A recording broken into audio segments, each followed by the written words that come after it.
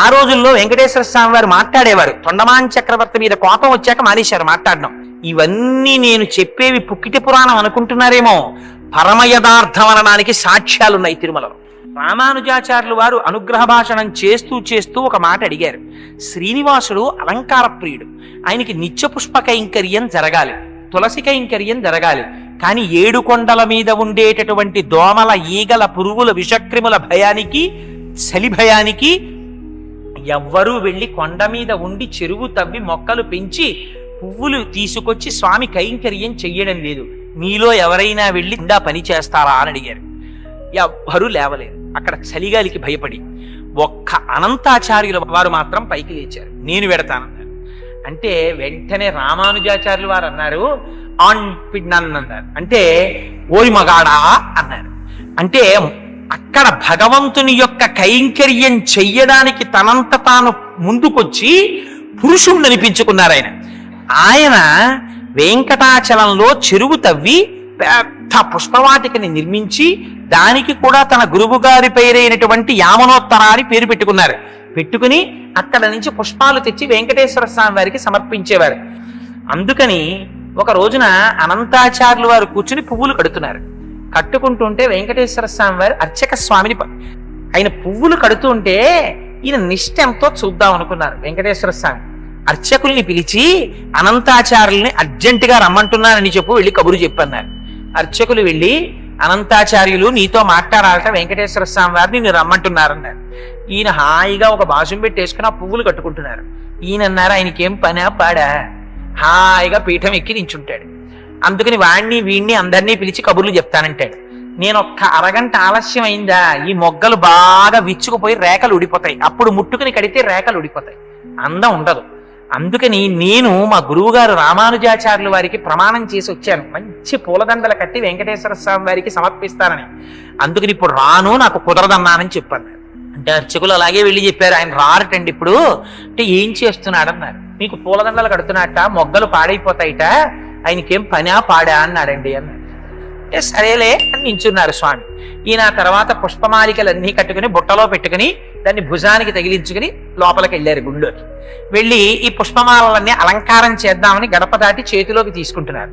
వెంకటేశ్వర స్వామి వారు మూతి ముడుచుకుని అన్నారు, పుష్పమాలలు మాత్రం పట్టుకొచ్చేస్తావు, అలంకారం చేసేస్తావు, కబురు చేస్తే చాలా పనిలో ఉన్నాను, పనా పాడా రమ్మంటారన్నావుట, ఎందుకు వచ్చావు, నాకు అక్కర్లేదు, నీ పుష్పమాలలో పట్టుకుపోవాలి. అంటే ఆయన అన్నారు, నువ్వు పుచ్చుకోకపోతే మానేయి, నాకు అనవసరం. మా గురువు గారికి నేను ప్రమాణం చేశాను, పుష్పమాలికలు నీకు సమర్పిస్తానని. కట్టేస్తాను, తెచ్చేస్తాను, ఇక్కడ ఉన్న తలుపు గొళ్ళానికి తగిలించి వెళ్ళిపోతాను. నువ్వు వేసుకోకపో, నాకు అనవసరం, నా మాట నేను చేసుకుంటానన్నారు. అంటే వెంకటేశ్వర స్వామి వారు అన్నారు, నిన్ను ఈ కొండ మించి బయటికి తోయించేస్తానన్నారు. అంటే ఈయనన్నారు, నువ్వెవరివి తోయించేయడానికి, నాకన్నా ముందు నువ్వు వచ్చావు అంతే. ఇక్కడ నువ్వు 100 గజాల స్థలం వరాహస్వామి దగ్గర పుచ్చుకున్నావు. నేను మా గురువు గారి మాట ప్రకారం ఇప్పటికీ ఏటీసీ కాటేజెస్ అంటే అనంతాల్వార్ ట్యాంక్ కాటేజెస్ అవే. నేను చెరువు తవ్వి నువ్వు పూలు కట్టడానికి వచ్చాను. మిగిలిన వాళ్ళకి భగవంతుడు ఉంటాడేమో, నాకు భగవంతుడు రామానుజాచార్యుల వారే నాకు గురువు, నాది మధుర కవి కైంకర్యం అన్నారు. మధుర కవి నమ్మాళ్వారులనే పూజించేవారు, నమ్మాళ్వారులు వారి గురువు గారు, నమ్మాళ్వారుల్లోనే భగవంతుడిని చూసేవారు. అలా నాకు కూడా మా గురువు గారైనటువంటి రామానుజులే సమస్తం. ఆయనకి మాట ఇచ్చాను, నువ్వు వేసుకుంటే వేసుకోవాలి, అతే మానేయి, ఇదిగో ఈ పూలదండలు తీసుకెళ్లి తలుపు గొళ్ళానికి పెట్టేస్తున్నానని వెళ్ళిపోతున్నారు. వెంకటేశ్వర స్వామి వారు పరిగెత్తుకొచ్చారు, ఈయన పరిగెత్తుకుపోతున్నారు. ఎదురొచ్చి పట్టుకున్నారు. అంత కోపం అయితే ఎలాగో అనంతాచార్యులు, నువ్వు ఎంత బాగా కడతావో, నీకు అసలు ఉన్న నిష్ఠ ఏమిటో చూద్దామని రమ్మన్నానోయ్ అని గట్టిగా కౌగిలించుకుని ఆయనతో 4 కులాసా కబుర్లు చెప్పి సంతోషపెట్టి పంపించారు. అనంతాచార్యుల వారి వైభవం అంటే ఏమిటో తెలుసా అండి? ఆయనకోసారి జ్వరం వచ్చింది, గుళ్ళోకి వెళ్ళడం మానేశారు. మానేసి శిష్యులకి ఇచ్చి పూలదండలు పంపిస్తుండేవారు. పంపిస్తుంటే ఆయన మంచం మీద పడుకుని ఉంటే వెంకటేశ్వర స్వామి వారు అర్చకుల్ని పిలిచి, రావట్లేదే అనంతాచార్యులు 3 రోజుల నుంచి అని అడిగారు. ఆయనకి తెలియదా? అడిగితే అర్చకులు అన్నారు, కొంచెం జ్వరంగా ఉందండి, పడుకున్నాడన్నారు. మీరు వెళ్ళి అడగండి, జ్వరం తగ్గకపోతే వెంకటేశ్వర స్వామి వారు డాక్టర్లని పంపిస్తారట, వైద్యుల్ని, తగ్గిందా లేదా ఇంకా ఎక్కువగా ఉంటోందా అడిగి రమ్మన్నాడని అడిగిరండి అన్నారు. అర్చకులు వెళ్ళి అడిగారు. ఎంత కోపం వచ్చిందో తెలుసా అండి అనంతాచార్యుల వారికి? మీరు చదవాలి ఎప్పుడైనా. అనంతాచార్య దివ్య పురుష వైభవము అని ప్రత్యేక ఒక పుస్తకం ఉంది. అందులో దాన్ని సంస్కృతంలోనూ ద్రవిడ భాషలోనూ ఉంటే దాన్ని తర్జుమా చేశారు. అందులో అని అడిగితే ఆయన కోపం వచ్చి అన్నారు, చాలా ఎంత దయాళు అయ్యా మీ ప్రభువు, ఐశ్వర్యవంతులతో సంధ్యావందనం చేయించేవాడు మీ ప్రభువు, వెళ్ళి రమ్మనన్నారు. అంటే వాళ్ళు వెళ్ళి ఇదే మాట చెప్పారు. అసలు మూతి ముడుచుకొని మీ మీద విసుక్కుంటున్నాడండి, నాకు వైద్యుల్ని పంపిస్తాడా? అబ్బో అంత ఖాళీ దొరికింది ఏమిటి ఆయనకి, ఐశ్వర్యవంతులకి సంధ్యావందనం చేయించేవాడు, ఆయన నాకెందుకులే సేవ చేయడం అన్నారండి అన్నారు. అంటే వెంకటేశ్వర స్వామి వారు తనే బయలుదేరి వచ్చారు. వచ్చి ఏమో అనంతాచార్యులు అనారోగ్యం తగ్గిందా అన్నారు. ఇటువైపు నుంచి అటువైపు తిరిగి పడుకున్నారు. మాట్లాడకపోతే ఆయనే పాపం బల్ల లాక్కుని వెంకటేశ్వర స్వామి వారు కూర్చున్నారు. ఇవన్నీ యథార్థంగా జరిగిన సంఘటనలండి. ఓ బల్ల మీద కూర్చుని చెయ్యి పట్టుకుని అనంతాచార్యులు తగ్గలేదా, ఇంకా ఒంట్లో ఉష్ణం అన్నారు. అంటే పాపం మీకు ఇప్పటికి తీరుబడి దొరికింది, మిమ్మల్ని నమ్ముకుని కొండ మీదకి వచ్చి ఈ నేల నుంచి పుష్పకైంకర్యం చేస్తున్నాను, 3 రోజులు అయింది జ్వరం వచ్చి పడి మంచాన, వచ్చి నన్ను పలకరించడానికి తీరుబడి కుదరలేదు, వైద్యుల్ని పంపిస్తానన్నావుట, ఏం పాపం నువ్వు వచ్చావేం ఖాళీ దొరికిందా అన్నారు. అంటే ఫోన్లేవయ్యా, మనస్సంతా కష్టపెట్టుకోకయ్యా, నీకు జ్వరం ఉందో లేదో చూద్దామని వచ్చాను. అనంతాచార్యులు నన్ను చూడాలన్న భక్తే తప్ప వైద్యులతో వైద్యం చేయించుకుందామని కూడా నీకు కోరిక లేదేమిటో, చూడు నీకు ఎలా తగ్గించేస్తానో అని ఒళ్ళంతా.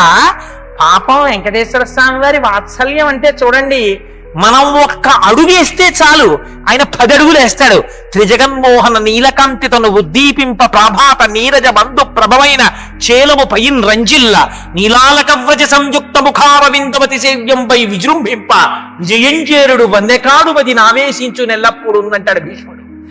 10 అడుగులు ఆయన ముందుకేస్తాడు. ఒళ్ళంతా తడిమేర పడుకున్నటువంటి అనంతాచార్యుల వారిది. ఆయనకి జ్వరం అంతా తగ్గిపోయింది. లేచి నిలబడి గభాల కాళ్ళ మీద పడ్డారు. పడి స్వామి అలకొచ్చేసింది, ఏం చెయ్యమంటారు, ఎప్పటి నుంచో ఈ శరీరానికి ఉండిపోయిన ఉద్రేకం అహంకారం, మీరొచ్చినా కూడా అంత కోపంగా మాట్లాడాను, మీరు రాలేదని మనస్సులో ఉన్నటువంటి వ్యగ్రత చేత అలా మాట్లాడాను, మరోలా అనుకోకండి స్వామి, నన్ను క్షమించండి అని ఆయన కాళ్ళ మీద పడ్డారు. అనంతాచార్యులు నిన్ను క్షమించడం ఏమిటో అని పొంగిపోయి కౌగిలించుకుని పాపం గుళ్ళోకి వెళ్ళారు వెంకటేశ్వర స్వామి వారు. ఇంకా విచిత్రం ఏమిటో తెలుసా అండి, ఒకసారి ఆయన చెట్ల దగ్గరికి వెళ్ళి పూలు కోస్తున్నారు అనంతాచార్యుల వారు. కోస్తుంటే ఆయన నాగుపాము వచ్చి కరిచేస్తే నోటి వెంట నురగలు వస్తున్నాయి.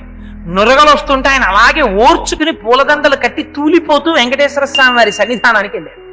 వెళ్ళి ఆ వెంకటేశ్వర స్వామి వారికి పుష్పమాలలో అలంకారం చేస్తూ కళ్ళు మగత పడిపోయి మూతలు పడిపోతున్నాయి. పడిపోతుంటే వెంకటేశ్వర స్వామి వారు అన్నారు, ఏమయ్యా నిన్ను నాగుపాం కరిచిందిట, వెళ్ళి వైద్యం చేయించుకోరాదా, ఎందుకయ్యా ఇప్పుడు కూడా నా దగ్గరికి పరిగెత్తుకొచ్చావు ఈ పుష్పమాల కట్టుకుని అన్నారు. ఇంతకు ముందు నన్ను ఎన్ని మాటలు కరిచిందోనయ్యా తండ్రి, సంసార సర్పదష్టానాం జంతునామ వివేకినాం చంద్రశేఖర పాదాబ్జ స్మరణం పరమం పరమౌషధం. ఇన్నాళ్ళకి కదా నాకు అదృష్టం కలిగింది నీకు పుష్పమాలను కైంకర్యం చేసే అదృష్టం, ఇది విడిచిపెట్టి పావు కరిచిందని వైద్యుడి దగ్గరికి వెళ్ళినా 1,000,000 మంది వైద్యులు కూడి వచ్చిన కాని మరణమయ్యడి వ్యాధి మాంపలేరు, లక్షాధికారైన లవణమన్నమే కాని మెరుగు బంగారంబు మింగబోడు, నాకెందుకయ్యా వైద్యం, నీ పాదాల సన్నిధిలో పడిపోతే చాలా. ఒక్కసారి ఆయన తల మీద చెయ్యి పెట్టారు, విషం దిగిపోయింది ఆయనకి. చిత్రం ఏమిటో తెలుసా అండి, అక్కడ ఆయన చెరువు మొట్టమొదట్లో తవ్వుతున్న రోజుల్లో అనంతాచార్యుల వారి భార్య గర్భిణి. ఆవిడ గర్భిణీగా ఉండగా ఈయన పారతో మట్టి తీసి బుట్టలో పోస్తుంటే పాప ఆవిడ తట్టట్టుకెళ్ళి దూరంగా ఆయన చెప్పిన చోట పోయాలి. పైగా అనంతాచార్యుల వారికి కొంచెం ముక్కు మీద కోపం, అక్కడెక్కడో పోసి ఆవిడ తట్ట పట్టుకొస్తుంటే గర్భిణీ స్త్రీ కదా ఇంత కష్టపడిపోతోందని వెంకటేశ్వర స్వామి వారు చూడలేక చిన్న పిల్లాడి రూపంలో పరిగెత్తుకొచ్చి, తాత తట్టలో మట్టి నేను పట్టుకెళ్ళి పోస్తాను, గర్భిణీ కదా ఆవిడ మొయ్యలేకపోతోందన్నారు. నువ్వెవడవిరా బ్రహ్మచారి, నీ అలంకారాలు, నీ పట్టు పంచ, నీ వైభవం చూస్తే నీ నగలు నువ్వు మోసుకోలేకపోతున్నావు, మళ్ళీ ఉపకారం ఉంటే ఏమీ అక్కర్లేదు, మా గురువు గారికి ప్రమాణం చేశాను నేనే చెరువు తవ్వుతానని, పో ఇక్కడి నుంచి అన్నాడు.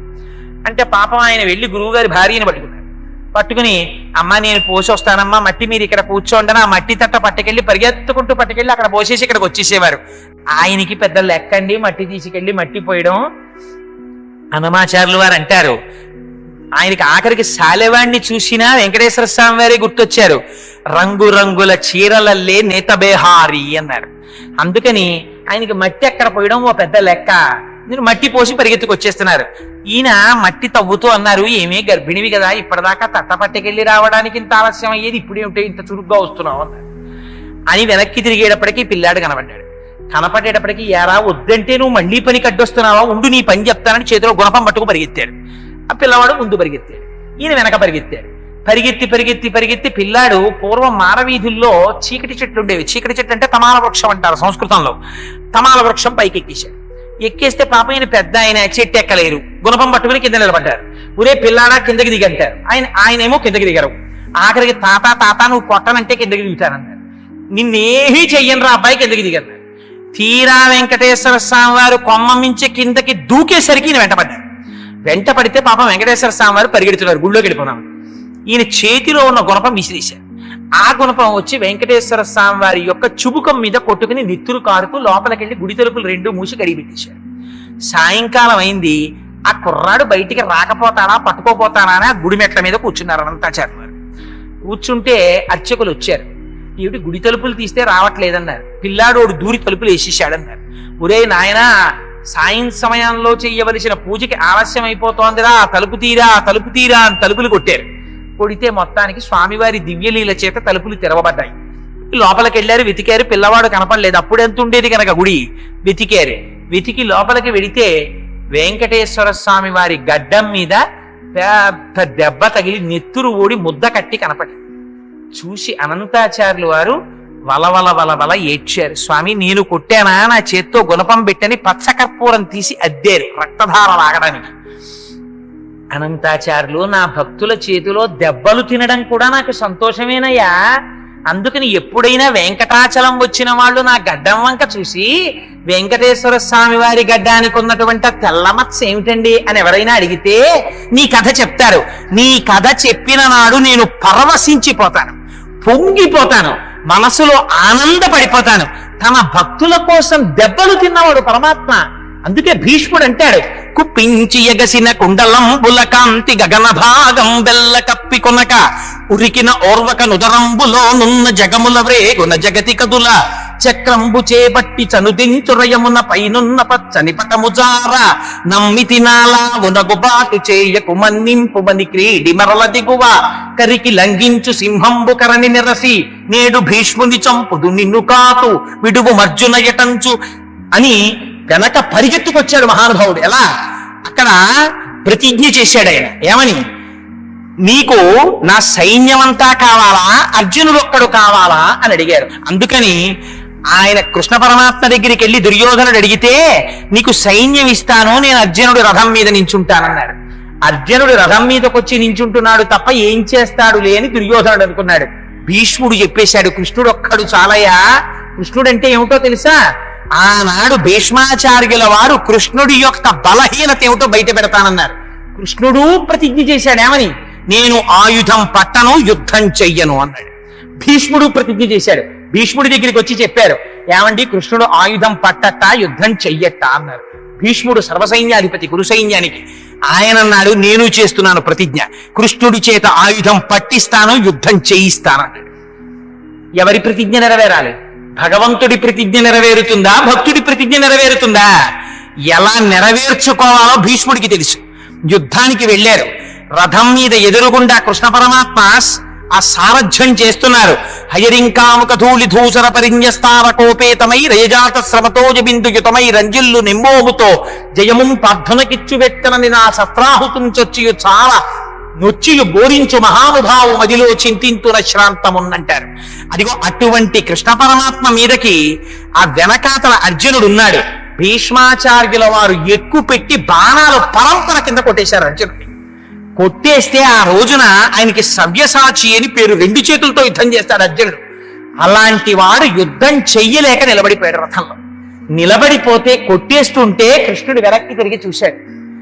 పూచిన మోదుగు చెట్టులా కొట్టేశాడు. నెత్తురు ఓడిపోతోంది అర్జునుడి ఒంట్లోంచి. చూసి ఆ రోజున ఇంకా పౌరుషంతో తను చేసిన ప్రతిజ్ఞ మరిచిపోయాడు. కుప్పించి ఎగసిన కుండలంబుల కాంతి గగన భాగం బెల్ల కప్పికొనగా ఆ చేతిలో ఉన్న పగ్గాలు విసిరి పారేశాడు. ఒక్కసారి దూకేశాడు రథంలోంచి. దూకేటప్పటికీ ఆ కుండలాలు అటు ఇటు ఊగేటే. దాంతో ఆకాశం అంతా కప్పేసింది వెలుతురు. కప్పికొనగా ఉరికిన నోర్వక నుదరంబులోనున్న జగముల వ్రేగున జగతి కదుల ఆయన కడుపులో ఉన్నటువంటి లోకాలన్నీ కదిలిపోయి చక్రంబు చేబట్టి చనుదించురయమున పైనున్న పచ్చని పటముజార చక్రం పట్టుకుని గబగబా వచ్చేస్తుంటే ఆయుధం పట్టనన్నవాడు ఆయుధం పట్టేశాడు. పట్టేసి భీష్ముణ్ణి చంపేస్తానని వచ్చేస్తుంటే పైన వేసుకున్న ఉత్తరీయం జారి కింద పడిపోయింది. నమ్మితి నాలావు నగుబాటు చేయకు మన్నింపుమని క్రీడిమరల దిగువ. బావా, కురుక్షేత్ర యుద్ధంలో అర్జునుడు చేత కానివాడైపోతే కృష్ణుడు ఆయుధం పట్టాడంటుంది రేపు పొద్దున్న లోకం. అందుకని వద్దు బావా, సుదర్శన చక్రం వదిలేయి అని అర్జునుడు వెంటబడుతున్నాడు. కరికి లంఘించు సింహంబు కరని విరసి నేడు భీష్ముని చంపుదు నిన్ను కాకు విడుగు మర్జున యటంచు మద్ది శిఖవృష్టి తెరలి చనుదించు దేవుండు దిక్కు నాకు అని చెప్పుకున్నాడు భీష్ముడు. అని అర్జునుడు వెంట పడుతున్నా సరే, అర్జున నేనుండగా నిన్ను ఇన్ని బాణాలతో కొట్టి నెత్తురు కారేటట్టు చేసినటువంటి భీష్ముణ్ణి నా చక్రధారంతో తరిగేస్తానని ఒళ్ళు మరిచిపోయిన కోపంతో తన ప్రతిజ్ఞ కూడా మరిచిపోయి చక్రం పట్టుకుని వచ్చేసిన కృష్ణుడున్నాడే, ఆయన నాకు దిక్కని చెప్పుకున్నాడు. అందుకని భక్తుల్ని కాపాడడానికి భగవంతుడు దెబ్బలు తింటాడు. ఒక రోజున వెంకటేశ్వర స్వామి వారు తన భక్తుడి చేతిలో దెబ్బ తిని తన వాత్సల్యాన్ని ప్రదర్శించుకున్న ఘట్టం ఆయన గడ్డానికి తగిలినటువంటి దెబ్బ. ఇంకా చిత్రం ఏమిటో తెలుసా అండి? అనంతాచార్యుల వారి జీవితంలో పొందినటువంటి గొప్పతనం బహుశా ఎవ్వరూ పొందుంటారు. ఆయన పుష్పవాటికని పెంచితే 8 రోజులు ప్రచ్ఛన్న రూపాల్లో వచ్చి పువ్వులు కోసేశారు పద్మావతి శ్రీనివాసులు. పాపం 8 రోజులు కన్ను రెప్ప వెయ్యకుండా కాపలా కాశారు. అంత వృద్ధాప్యంలో అనంతాచార్యుల వారు ఎవరు పట్టుకుపోతున్నారా పువ్వులని. 9వ రోజున శ్రీనివాసుడికి కరుణ కలిగింది. ఎవడు పట్టుకుపోతున్నాడో చూపిద్దాం ఈయనకి అనుకున్నాడు. రాజదంపతుల వేషాల్లో వచ్చారు పద్మావతి శ్రీనివాసులు. వచ్చి ఆయన చక్కగా కనపడ్డ పువ్వల్లా కోసేస్తున్నాడు, ఆవిడ సిగలో పెట్టేస్తున్నాడు. ఆవిడ చక్కగా ధునోతుధ్వం తన్నస్తులిత దళితేంది వరవనం కదా, అందుకని ఆ పువ్వులన్నీ పెట్టించుకుంటోంది. చూశారు అనంతాచార్యుల వారికి కడుపు మండిపోయింది. ఎవర్రా వీళ్ళిద్దరూ నేను పెంచిన పూల చెట్ల పువ్వులు కోసేస్తున్నారని మార్నింగ్ వాక్ అని బయలుదేరి గోడకున్న కన్నంలోంచి పుల్ల పెట్టే కొమ్మలాగి పూలు కోసేసినటువంటి వాళ్ళని చూసి యజమాని మండిపోయినట్టు, ఎవర్రా వీళ్ళు నా పువ్వులు కోసేస్తున్నారని స్వామి ఆ అనంతాచార్యులు వారు ఆగ్రహంతో పరిగెత్తుకొచ్చారు. వచ్చేటప్పటికి ఆయన అదృష్టం ఏమిటో తెలుసా అండి? దివ్య పురుష వైభవంలో వర్ణిస్తారు. నీలతో యద మధ్యస్థ విద్యుల్లేకే భువాస్వర నీవారస్సూకవత్తంది పీతాభాస్వత్యనూపమా అని మనం మంత్రపుష్పం చెప్తాం కదా. అలా అయ్యవారి నల్లటి చేతుల్లో అమ్మవారి ఎర్రటి చేతులు వేసుకుని వాళ్ళిద్దరూ చట్టాపట్టాలు ఆడుకోవడానికి చేతులు పట్టుకున్నారు. అనంతాచార్యులు వారు పరిగెత్తుకొచ్చారు. ఇద్దరిని పట్టుకోవాలనుకున్నారు. అందుకని ఎక్కడ పట్టుకోవాలి? ఆ వైభవం అనంతాచార్యులు గారికి ఇచ్చారు అయ్యవారు. ఎలా ఇచ్చారో తెలుసా అండి? ఇద్దరు పట్టుకున్నటువంటి చేతుల్ని గట్టిగా తన 2 చేతులతో పట్టుకుని తన సంకల్లోకి లాగేసుకున్నారు. లాగేసుకుంటే వెంకటేశ్వర స్వామి వారు దొరుకుతారా? చిక్కడు సిరి కౌగిటిలో చిక్కడు సమకాది యోగి చిత్తాబ్జములన్ చిక్కడు శృతిలతి కావలి చిక్కెనతడు లీల తల్లి చేతన్ రోలన్ అంటారు పోతన గారు. ఆయన దొరకమంటే దొరికేవాడు ఆయన. జ్ఞానులచే మౌనులచే దానులచే యోగ సంవిధానుల చేతన్ పూని నిబద్ధుండగునే శ్రీనాథుడు భక్తి యుతుల చేతన్ బోలన్. భక్తికి లొంగిపోతాడు. అందుకని వెంకటేశ్వర స్వామి వారి చేతులు లాగేసుకుని పారిపోయారు. నిజంగా పారిపోయినప్పుడు అందం చూడాలండి, వర్ణిస్తారు మహానుభావుడిది. ఆ కదలిన బాహు పదముల కంకణ రమము చేత ఆ పరిగెడుతుంటేట ఆయన పెట్టుకున్న ఆభరణముల యొక్క ధ్వని ఘన కన కన కనమని ధ్వని వచ్చిందిట. ఆ చేతులకి ఏం తక్కువ ఆభరణాలు ఉంటాయేమిటి? ఆ నాగాభరణాలు, పెట్టుకున్న కంకణాలు, పాదాలకి పెట్టుకున్న మూపురాలు, నడువుకి పెట్టుకున్న వడ్డాణాలు, మెడలో వేసుకున్నటువంటి పెద్ద కౌస్తుభమాల, ఆ పెద్ద వనమాల, పెట్టుకున్న పెద్ద కిరీటం, చెవులకు పెట్టుకున్న పెద్ద పెద్ద ఆభరణాలు, ఇన్నింటితో స్వామి పరిగెడుతుంటే ఇంకో చంద్రుడు భూమి మీద పరిగెడుతున్నాడేమో అనిపించింది. పాపం ఈయన పరిగెడడం అంటే ఈవిడ పారిపోతుంది. అందుకని ఈవిడ్ని గట్టిగా పట్టుకున్నారు. ఎవరికి దక్కుతుందండి ఈ అదృష్టం? అమ్మా, నీ పాదాల మీద నా శిరస్సు పెట్టి నమస్కారం చేస్తామమ్మా అంటాం కదా. కాళే మాత కదయ కలితాలక్తక రసం పిబేయం విద్యార్థి తవచరణ నిర్వేజన జలం అని పొంగిపోయారు శంకరాచార్యుల వారు. అటువంటి అమ్మని గట్టిగా పట్టుకుని అనంతాచార్యుల వారు అన్నారు, ఏమీ పిల్ల, ఎవరే వాడు? నీ మొగుడే కదా, ఎక్కడికి పారిపోయాడు అన్నారు. అమ్మంది, అయ్యో తండ్రి, నువ్వు నాకు తండ్రి లాంటి వాడివి, నన్ను గద్దిస్తావెందుకయ్యా? పువ్వుల తోటలో విహరిద్దామని తీసుకొచ్చాడు, వచ్చాను. ఆయన ఎక్కడికి పారిపోయాడో నేనెక్కడ చెప్పగలనండి. ఆయన ఎక్కడ ఉంటాడన్నారు. ఎక్కడుంటాడంటే నేనేం చెప్పగలను? ఆయన అంతటా ఉంటాడు. బలిచక్రవర్తికి చెప్పుకున్నాడు ఆయన ఒక రోజున, నువ్వు ఎక్కడ ఉంటావంటే నేనేం చెప్పనయ్యా, అన్ని విద్యలు నా స్వరూపమే. ఇది నాకు నెలవని ఏ రీతి పలుకుదు ఒక చోట నకయందుండనేత్తు ఎవ్వరి వాడనం చేరీతి పలుకు దున్నాయంత వాడనై నడువ నేర్తు ఇది నాకు నడకని ఎటుల చెప్పెద మూడు పోకల నేను పోవ నేర్తు ఇది నేర్తు అది నేర్తు అని ఏల చెప్పంగ నేర్పులన్నీ నేను నేర్తు ఒరులు నాకు కారు ఒరులకు నేనవుదు ఒంటివాడ చుట్టమొకడు లేడు ఆయన ఏకం సత్ ఏకమేవా ద్వితీయం బ్రహ్మ. ఎక్కడుంటాడంటే ఏం చెప్పని కొండలంతా ఉంటాడు, ప్రపంచం అంతా ఉంటాడు. ఎంత గడుసుగా మాట్లాడేవే పిల్ల, అంతటా ఉంటాడా? కానీ మీ ఆయన్ని చూపించలేవా? ఎక్కడికి పోతాడు? చీకటిగా ఉంది కదా, నేను వృద్ధుణ్ణి అయిపోయాను, నిన్ను గుర్తుపడదామన్నా నువ్వెవరో గుర్తుపట్టలేకపోతున్నాను, అందుకని నిన్ను ఈ సంపంగి చెట్టు కట్టేస్తానని మొలకున్న ఉత్తరీయం తీసి ఉత్తరీయం వేసి కట్టేశారు. కట్టేస్తే పాపం తల్లి రాత్రంతా సంపంగి చెట్టుకి కట్టుబడిపోయి ఉండిపోయిందండి. ఏమా తల్లి కర్మ, ఆవిడ యద్రూభంగా ప్రమాణం స్థిరచరచనా తారతమ్యే మురారే వేదాంతా తత్వచింతామురభిద్రసి యత్తారచిస్తైత్తరంతి భోగోపోద్ఘాత కైలీచుడికిద భగవత్తైశ్వరూప్యానుభావ సానశ్రీహి స్ఫురణితాం అమృతలహరిధీలంఘనీయై అపాంగై అంటారు భట్టర్లు. ఆ తల్లి కనుబొమ్మ కదిలితే ఐశ్వర్యం వస్తుంది. అటువంటి తల్లిని ఉత్తరీయంతో కట్టేశారు అనంతాచార్య వారు. కట్టేస్తే తెల్లవారిపోయింది, గుడి తలుపులు తెరిచారు. తెరిచి లోపలికి వెళ్ళేసరికి స్వర్ణ లక్ష్మి కనపడలేదు. కనపడకపోతే అర్చకులు తెల్లబోయారు. వెంకటేశ్వర స్వామి వారు చెప్పారు, పాపం అర్చకుల్ని నిర్బంధించి కొట్టబోయారు. కొట్టబోతే అప్పుడు ఆలయ అధికారులకి చెప్పారు, అర్చకుల తప్పు లేదు, అనంతాచార్యులు కట్టేశాడు, వెళ్ళి అమ్మవారిని తీసుకురండి అన్నారు. అంటే ఎలా తీసుకురావాలి? కన్యాదానం చేయడానికి పిల్లని తీసుకొచ్చినట్టు తీసుకురావాలి, అనంతాచార్యులు అలా తీసుకురామనండి అన్నారు. 2 ఏళ్ళు వచ్చినా మనం అదే సంకల్పం చెప్తాం, మా అమ్మాయికి 8 ఏళ్ళు కన్యాదానం చేస్తున్నాం అంటాం. అందుకని 8 ఏళ్ల పిల్లగా మారిపోయింది. సంకరెత్తుకుని వచ్చారు అనంతాచార్యులు వారు. ఎత్తుకొచ్చి తీసుకొచ్చి అక్కడ కూర్చోబెట్టి, అయ్యా తెలియక తప్పు చేశాను అయ్యా వెంకటాచలపతి, ఇదిగో తీసుకొచ్చేసాను అమ్మవారిని తీసుకోమన్నారు. అంటే ఆయన అన్నారు, నువ్వు అలా తీసుకొచ్చి ఇచ్చేస్తే కుదురుతుందా?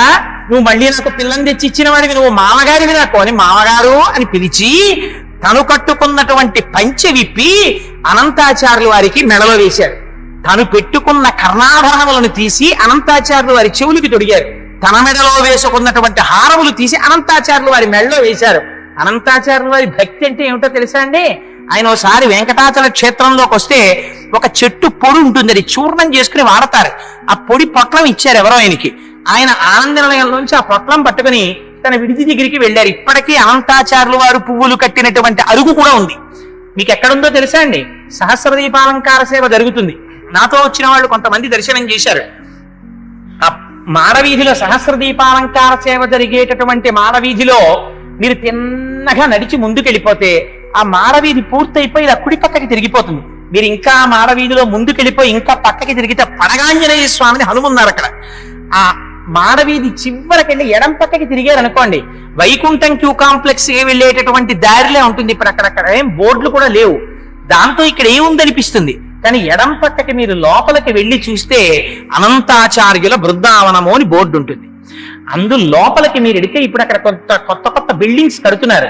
మీరు లోపలికి వెళ్ళి అడిగారు అనుకోండి, ఒక చెట్టు చూపిస్తారు, ఒక బోర్డు ఉంటుంది, పెద్ద చెట్టు ఉంటుంది. ఇప్పుడు ఆ చెట్టు వాడిపోతోంది, అందులోంచి కొత్తది చిన్న చెట్టు పుడుతోంది.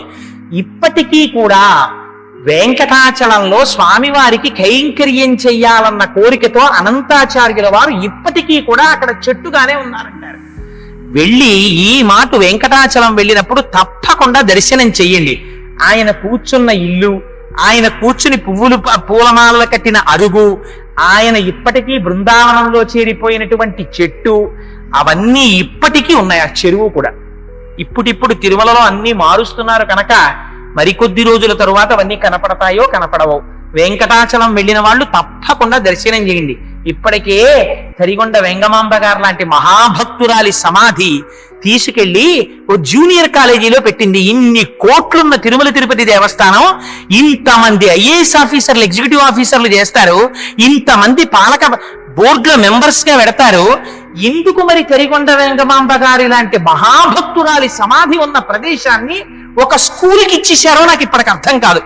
ఇప్పటికీ పాపం ఎవరైనా వరాహస్వామి కాటేజెస్ వెనకాతల స్కూల్లో ఉంది ఆవిడ సమాధి.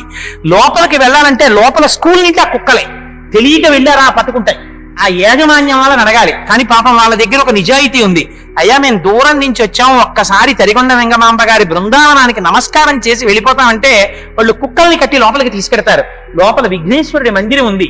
వెళ్ళి ఆ అమ్మవారి బృందావనాన్ని దర్శనం చేయొచ్చు. తల్లి వెంకటేశ్వర స్వామి వారు ఆవిడతో మాట్లాడేవారు, ఆవిడ ఇంటికి వెళ్ళేవారు, ఆవిడ దగ్గర భాగవతం వినేవారు. అంతటి తల్లి ఆ తల్లి. అటువంటి తల్లి సమాధి ఇవాళ తిరుమలలో. ఆ ఒక్క విషయం మాత్రం నాకు అస్సలు నచ్చని విషయం. ఎందుకు తీసుకెళ్లి ఒక స్కూల్ ప్రాంగణంలో పెట్టేశారో తెలియదు. నిజంగా తిరుమల పాలక మండలి తలుచుకుంటే దాన్ని ఒక దర్శనీయమైనటువంటి స్థలంగా మార్చలేదా? అంత మహాభక్తురాలు తరిగొండ వెంగమాంబ. ఇవాళకి మీకు నెల్లూరు, కర్నూలు, చిత్తూరు జిల్లాల్లో బస్సులో వెడుతుంటే తరిగొండ వెంగమాంబ గారి పేరు మీద ఎన్ని షాపులు కనపడతాయో. అటువంటి తల్లి సమాధి ఒక జూనియర్ కాలేజీ, ఒక స్కూల్లోకి ఎందుకు ఇచ్చేశారో మనకు అర్థం కాదు. అందుకని ఏమో రాబో కాలంలో అనంతాళ్వార్ల సమాధి కూడా దర్శనం చేయడానికి అవకాశం ఉంటుందో ఉండదో. అందుకని తిరుమల వెళ్ళిన వారు తప్పకుండా దర్శనం చేయండి. ఇప్పటికీ స్వామివారి యొక్క పల్లకి వెడుతుంటే అనంతాచార్యుల వారి సమాధి దగ్గరికి వచ్చి ఒకసారి నమస్కారం చేసి వెడుతుంది. సరే, అందుచేత అదిగో ఆ అనంతాచార్యుల వారంటే అంత పరమపావనమై ఆయనతో సాంగత్యం అనుభవించిన వారు. ఆయన శిష్యులకు ఆకలేసి తిరుమల కొండెక్కుతుంటే వెంకటేశ్వర స్వామి వారు దద్దోజనం పట్టుకెళ్లారు. పట్టుకెళ్లి శిష్యులకి ఇస్తే శిష్యులు అన్నారు, నువ్వెవరు రా బ్రహ్మచారి అన్నారు. నేను అనంతాచార్యుల వారి శిష్యుని అన్నారు వెంకటేశ్వర స్వామి వారు. అనంతాచార్యుల వారి శిష్యుని అంటున్నావు కదా, శిష్యులైన వాళ్ళు గురువు మీద చెప్పే ప్రార్థనా శ్లోకం చెప్పన్నారు. అనంతాచార్యుల వారి మీద ప్రార్థనా శ్లోకం చెప్పారు. ఏరా నువ్వు అనంతాచార్యుల వారి మీద ప్రార్థనా శ్లోకం చెప్పావు, మరి పరమాచార్యుల వారి మీద ఏదన్నారు? రామానుజాచార్యుల వారి మీద శ్లోకం చెప్పారు. చెప్తే అప్పుడు ఆయన పట్టుకెళ్ళి నేను దద్దోజనం తిన్నారు శిష్యులు. తిని గురువు గారి దగ్గరికి వచ్చి, గురువు గారు మీరు పంపించిన దద్దోజనం అందిందండి, తినేసి పైకెక్కామన్నారు. నేను దద్దోజనం ఎప్పుడు పంపించాను రా మీకు అన్నారు. అంటే మీ శిష్యుడు పట్టుకొచ్చాడండి అన్నారు. నాకు శిష్యుడు లేడు, నేను పంపనం లేదు, వెంకటాచలపతి రా మీకు పట్టుకొచ్చిన వారు అన్నారు. ఆఖరికి అనంతాచార్యుల వారికి ఒక రోజు తినడానికి అన్నం లేకపోతే వెంకటేశ్వర స్వామి వారు దధ్యోజనాన్ని లోపల నుంచి పట్టుకొచ్చి దగ్గర కూర్చుని పెట్టి వెళ్ళారు. అంతటి మహానుభావుడు, అంతటి వాత్సల్యమూర్తి వెంకటాచలపతి. ఇవాళ శుక్రవారం, అమ్మవారికి పరమ పవిత్రమైనటువంటి రోజు. అటువంటి రోజున మనం అమ్మవారి గురించి అయ్యవారి గురించి చెప్పుకున్నాం. అందున రేపు అన్నమాచార్యుల వారి సంకీర్తనలు వింటే చాలు అమ్మ అయ్యా పొంగిపోతారు. నీరాజనం వినకుండా అసలు ప్రసంగంలోంచి లేవకూడదు, పొరపాటు. అందుకని ఇంత విని స్వామి నీకు దృష్టి దోషము కలగకుండుగాక, మేమింతసేపు నీ గురించి విన్నాం, మా కనురాపు తగిలి నీకేమైనా బాధ కలుగుతుందేమో తండ్రి, అలా కలగకూడదని నీరాజనం చెప్తాం. ఆ నీరాజనం చెప్పినప్పుడు కూర్చుని కైమోడ్చిన వారిదే భక్తి. అందుకే ఇంట్లో కొడుకు పుడితే దేవతార్చనకి నీరాజనం చేసేవాడు పుట్టాడని సంతోషిస్తారు. నీరాజనం చెప్తుండగా లేచిపోవడం అంటే నీ గురించి మాకేం సంబంధం లేదు లేవా అని చెప్పుకోవడం. అలాంటి వాళ్లతో ఆయన మాత్రం ఎందుకు పెట్టుకుంటాడు సంబంధం? అంత కఠినంగా మనం లేచిపోగలమా భగవంతుని సన్నిధానం నుంచి? మంగళహారతి విని వెడతారు. అందుకే నీరాజనం అవ్వకుండా లేవకూడదు, నీరాజనం అవ్వకుండా మాత్రం కదలకూడదు. రేపు శనివారం, రేపటి రోజున పద్మావతి శ్రీనివాసుల పరిణయాన్ని విన్నపం చేస్తాను. ఆ శనివారం నాడు పద్మావతి శ్రీనివాసుల పరిణయం విన్నంత మాత్రం చేత అపారమైన ఫలితాన్ని స్వామి కటాక్షిస్తాడు. అందుకు సర్వేశ్వరుడు సంతోషిస్తాడు. నా ప్రసాదం కోసం ఎలా కూర్చున్నారా వీళ్ళు అని. ఆ ప్రసాదం లోపల మనస్సుగా మారి అనుగ్రహాన్ని కటాక్షిస్తుంది. అందుకే ప్రసాదాన్ని విడిచిపెట్టి వెళ్ళకూడదు, నీరాజనం వినకుండా లేవకూడదు. మంగళాశాసన పరై మదాచార్య పురోగమై సర్వైశ్చ పూర్వైరాచార్యై సత్కృతాయాస్తు మంగళం. మంగళం కోసలేంద్రాయ మహనీయ గుణాత్మనే చక్రవర్తి తనూజాయ సర్వభౌమాయ మంగళం. ఉమాకాంతాయ కాంతాయ కామితార్థ ప్రదాయినే శ్రీగిరీశాయ దేవాయ మలినాథాయ మంగళం. కరచరణ కృతం వా కర్మ వాక్కాయజం వా శ్రవణనైనజం వా మానసం వాపరాధం విహితం వా సర్వమేత్తక్షమస్వ. శివ శివ కరుణాబ్ధే శ్రీ మహాదేవ శంభో. సర్వం శ్రీ ఉమామహేశ్వర పరబ్రహ్మార్పణమస్తు.